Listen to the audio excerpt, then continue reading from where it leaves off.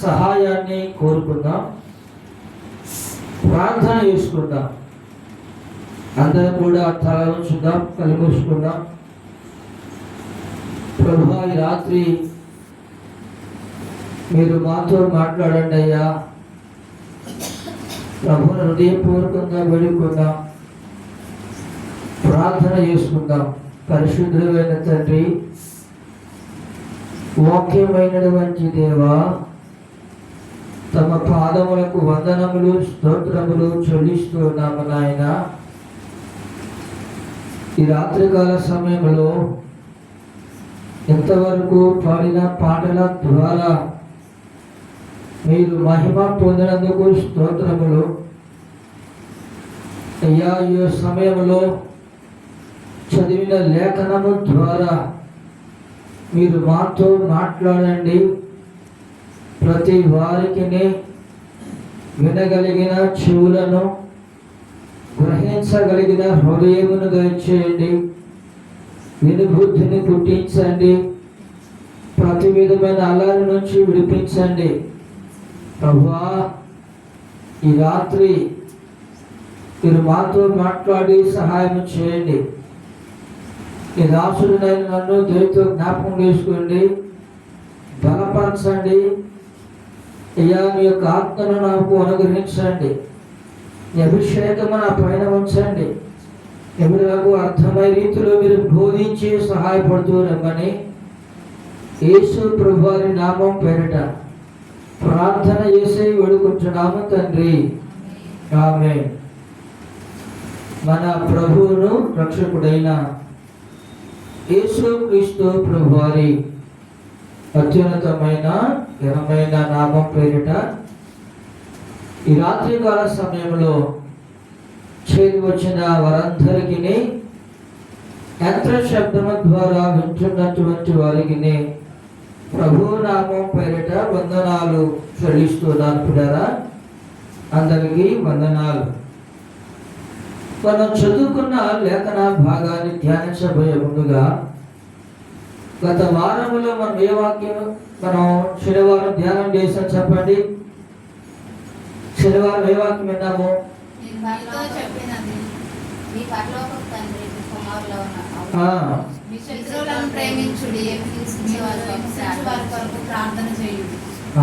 శత్రువులను ప్రేమించండి, ఎవరైనా హింసించే వారి కొరకు ప్రార్థన.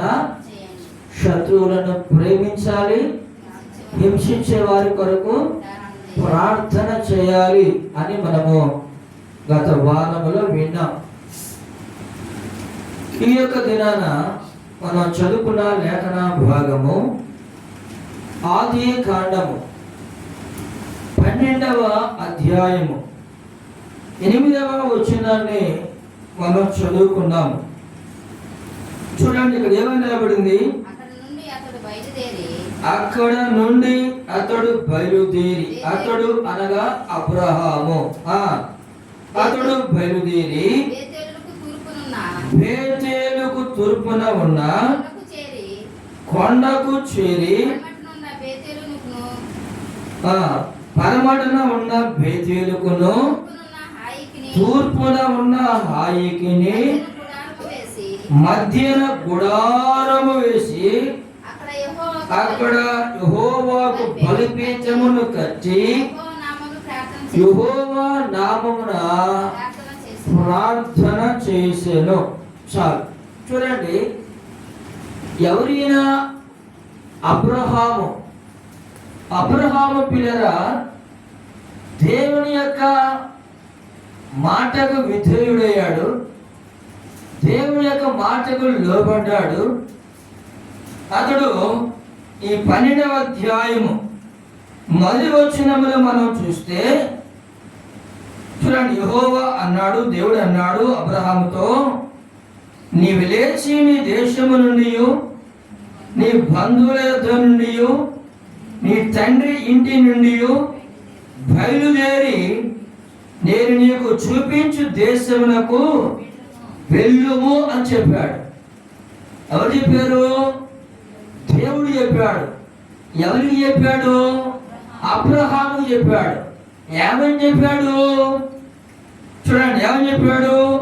నీవు లేచి నీ దేశము నుండి, నీ బంధువుల యొద్ద నుండి, నీ తండ్రి ఇంటి నుండి బయలుదేరి నేను నీకు చూపించే దేశానికి వెళ్ళుము అన్నాడు. వెళ్ళమంచి చూడండి, అబ్రహాము బయలుదేరాడు. ఎక్కడ దేవుడు చెప్పాడు కదా, గట్టిగా లోబడ్డాడు, విధేయుడయ్యాడు. మనమైతే లోబడతామా? చూడండి, లోబడతామా? చేద్దాం కాదు, వెళ్తాం. ఇప్పుడో చెప్పింది ఆగు, వెళ్ళిందా కాగలేవా, చేసిందా కాగలేవా, తొందర ఏంది? ఎదురు తిరుగుతాం మనమైతే. అని దేవుడు ఎప్పుడైతే కనుక అబ్రహాము చెప్పాడో, చెప్పిన వెంటనే అబ్రహాము బయలుదేరాడు. చూడండి 4వ వచనం, యెహోవా అతనితో చెప్పిన ప్రకారము అబ్రహాము వెళ్ళాను, లోతు అతనితో కూడా వెళ్ళాను. అబ్రహాము హారాను నుండి బయలుదేరినప్పుడు 75 ఏండ్ల వీడువాడు. చూడండి, హారాను నుండి బయలుదేరినప్పుడు అబ్రహాం వయసు ఎంతంట? 75 సంవత్సరాలు బయలుదేరాడు.